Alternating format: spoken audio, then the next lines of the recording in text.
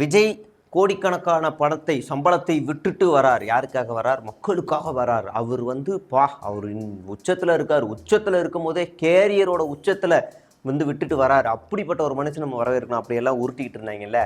விஜய்க்கு அடுத்து 2 படம் ரெடியாக இருக்குது. அதில் ஏற்கனவே நம்ம ரிவீல் பண்ணிட்டோம். எங்கள் அண்ணனை வச்சு நான் பண்ணுறேன் அப்படின்னு ஒருத்தர் சொல்லியிருப்பார்ல. அவர் கூட காப்பி அடிக்கிறான்னு ஒரு பேர்லாம் வரும். அது இல்லாமல் இப்போ இன்னொரு இயக்குனர் சிறப்பாக ஒரு கதையை ஸ்கிரிப்டாக எழுதிக்கிட்டு இருக்காரு. பிரம்மாண்ட இயக்குனர்னு அவருக்கு பேர். ஆனால் எனக்கு பேர் தெரில, அவர் பேர் தெரில. ஆனால் பட்டம் மட்டும் தெரியும், பிரம்மாண்ட இயக்குனர். அந்த பிரம்மாண்ட இயக்குனர் ஒரு வரலாற்று சிறப்புமிக்க ஒரு நாவலை படமாக எழுதி கொண்டு இருக்கிறார். இப்போ வரைக்கும் அந்த படத்தில் என்னென்ன காஸ்டிங் இருக்குது அப்படின்னு தெரியல.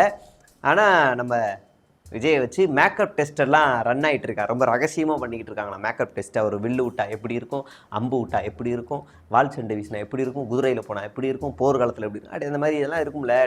ராஜா ட்ரெஸ்லாம் இந்த மாதிரி இருக்காமா. அந்த மாதிரி இந்த மேக்கப் டெஸ்ட்லாம் ரொம்ப ரகசியமாக நடந்துக்கிட்டு இருக்கு. இது ரொம்ப சுவாரஸ்யமாக கிடைச்ச தகவல். அந்த மூவேந்தர்கள் அதில் நடிக்கக்கூடிய சைடு ஆர்டிஸ்ட்டு கூட சில தகவல்கள்லாம் வெளியாகிருக்கு.